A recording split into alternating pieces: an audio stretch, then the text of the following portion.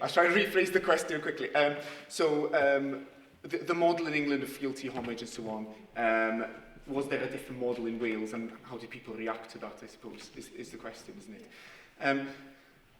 Yes, I suppose that, well, Euryn could speak more about this. Earlier, of course, there was quite a different model, and these different rulers, in a sense, as David made clear, they saw themselves, they either were or at least saw themselves as descendants of kings themselves. And it's something that develops in the 12th and 13th century, at least, this idea trying to adopt a more, what you might call Norman or English model, where they are trying to, Llewellyn is trying to impose his homage, others to give homage to him.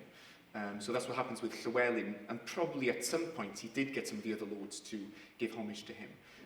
But they probably did so because of the political context at the time. It was not something that they would traditionally would have wished to do. Anyone want to? I think that one of the important considerations is a straightforward consideration of geography. As is well known, Wales is an almost naturally fragmented polity in a medieval sense.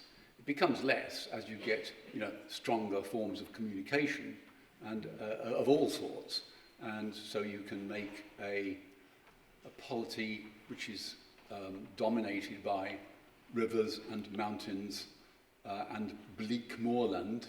You can make that more of a whole in modern times. In medieval times, that wasn't a possibility, and therefore there is a naturalness about the fragmentation, the political fragmentation of medieval Wales, which doesn't quite apply in huge areas of England. Areas of England which are big enough and well populated enough to impose themselves on the territories which are different, if you like, in an English context.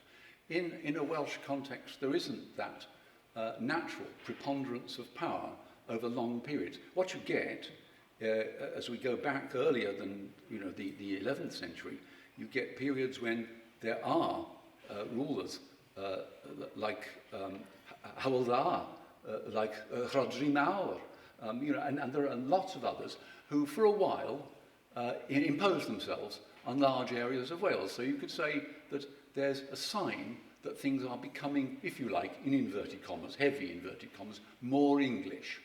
I don't really mean that. I'll get drummed out of the brownies if I say that too often. But you know what I mean. There is more of a basis in Wales for a time that might give you a development that was at least superficially akin to that in England. But it never lasts. You get a supremacy is so often followed by a period of fragmentation. And that seems to be the natural rhythm. So, there are very different feelings, I think, about what is the natural order of things in Wales from the way that people think about themselves in England. And that obviously feeds through into the political reactions of Welsh people as a whole. And those reactions tend to militate against a settled, centralised hegemony. Don't go too far, David. Don't go. But if I could just, there's a question from one of the people at home. What would Roger Mortimer's motive have been for building Abbey Cumhir when he had recently completed Wigmore? I think David is the person who's done sort of most work on that. Building an abbey and effectively refounding an abbey as Roger Mortimer did in that charter that is normally said to be 1200 is a very interesting business. It is, first of all, I have to say, it can be an incredibly aggressive thing. Don't think that religious interventions like the rebuilding or whatever of an abbey are all a matter of piety and prayer. Sometimes you can sense the mailed fist behind it. because what you're doing is you're giving a sort of spiritual basis to your control. So in whichever way you're looking at your control, you've got it buttressed. And that's a very important thing. What Mortimer was doing was not founding an abbey from nothing, out of nowhere. He might have chosen another religious order to patronize at that point. He might have invited the staff, as it were, at Wigmore to send out a cell, so in other words, a subsidiary institution. There's no point in doing that. He'd taken over a territory in which the dominant force was a Cistercian abbey. So a Cistercian abbey it was going to be. For a start, a Cistercian abbey gave you access to the most powerful religious order in Western Christendom. So why not? You've got a very strictly hierarchically organised order, and you therefore got contact with all the other Cistercian houses, and you've got the most wonderful network connection immediately. So he's going to do that, sure. I don't think that anything else got a look in. So that's important. It's important to just stamp your authority on an area by saying, well, it's mine now. And you can see it's mine now because the Abbey's mine now. And that, is what I think Roger Mortimer was all about in that charter. I have to say, in terms of an aggressive move, we'd already seen wars breaking out in Wales consequent upon religious foundation. For example, Owain Cyfeiliog in Powys, in southern Powys, found the Abbey of Strathmarchella in approximately 1170, might be 71. And what he does is it triggers an invasion from the Lord Rhys, immediately from the southern ruler, who sees himself as the dominant force in Cistercian foundations. And suddenly, a guy that he happens not to like, Owain Cyfeiliog of southern Powys, actually founds a Cistercian abbey. And the Lord Rhys comes in with an army immediately. That's the sort of thing that happens over the matter of religious foundation. It's a very sensitive, a very politically loaded act.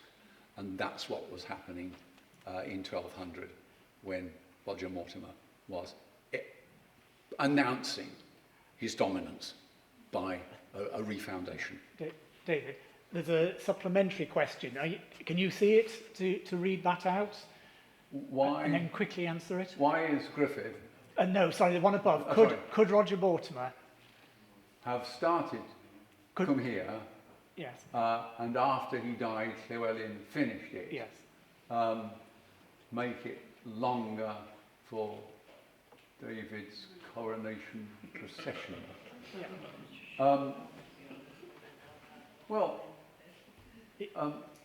It's just about possible, except that it's just about possible. We run into a problem of timing, because after all,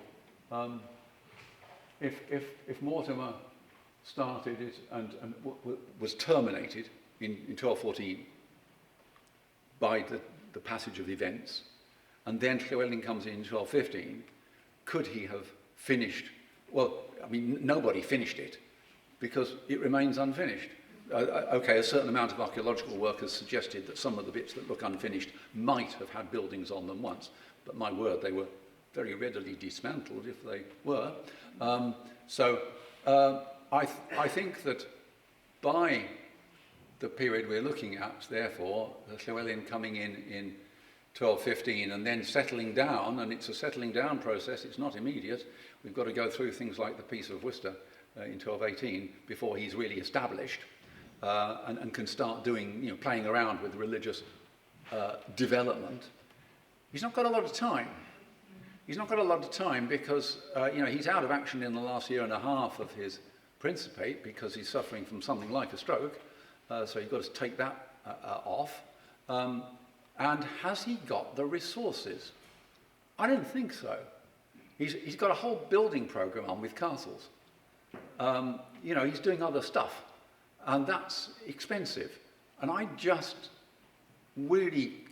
I'm really concerned. I'm sure Llywelyn the Great is really pleased that I am so concerned.